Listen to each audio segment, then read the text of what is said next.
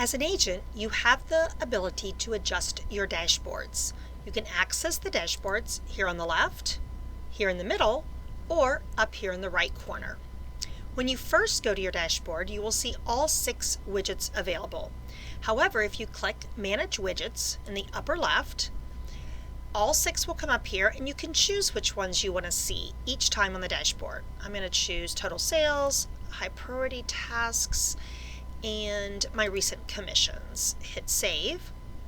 And so now these are the widgets that will only show up. You can also move them, adjust them like this. You can make one full screen if you wanted to look at it a little bit bigger.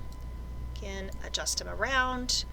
And then each time you open the dashboard, this is what it will look like.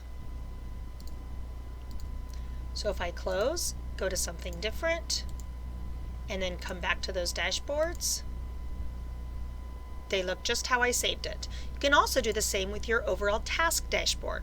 Perhaps you only want to see the high priority tasks, and just click that, hit save, and now that's the only one that will show up.